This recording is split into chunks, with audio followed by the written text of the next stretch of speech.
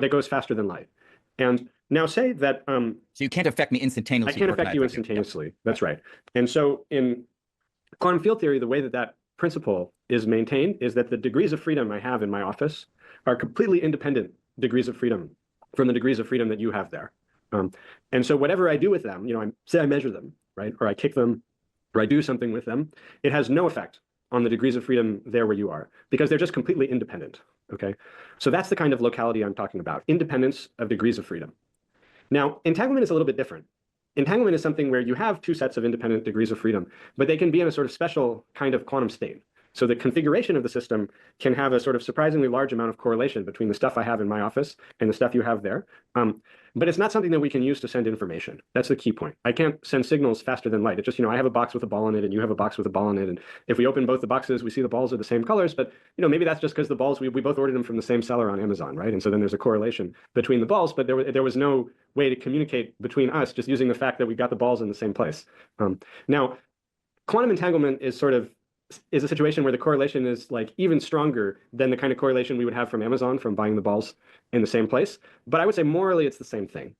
It's just you can be even a little more correlated in quantum mechanics than you can be just with classical objects, but you still can't communicate using entanglement.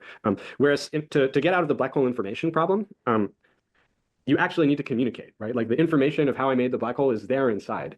And in order for it to affect the Hawking radiation, the process that produces the Hawking radiation near the horizon of the black hole somehow needs to hear about the state of the matter fields deep inside. Somehow being entangled with them wouldn't be enough. They have to really be talking. You need a telephone. Yeah. So this seems like a real problem then. I mean, something really has to change. Something has to change. And so I know you weren't around, but in the 70s and 80s, were people going crazy trying to fix this, or was it just kind of a thing out there that kind of people scratch their head about? It goes through phases. So, I mean, as you know, right, we're theoretical physicists, we think about very hard problems. But, just maybe partly for our own sanity, but I think also as a matter of good science, we want to be doing something where we feel like we're making progress. And so when you have these really big, hard problems like the black hole information problem or the cosmological constant problem, these are decade scale problems. And so to work on them, you need an in. You need some new idea. You need some approach that wasn't tried before, or you're just going to be stuck.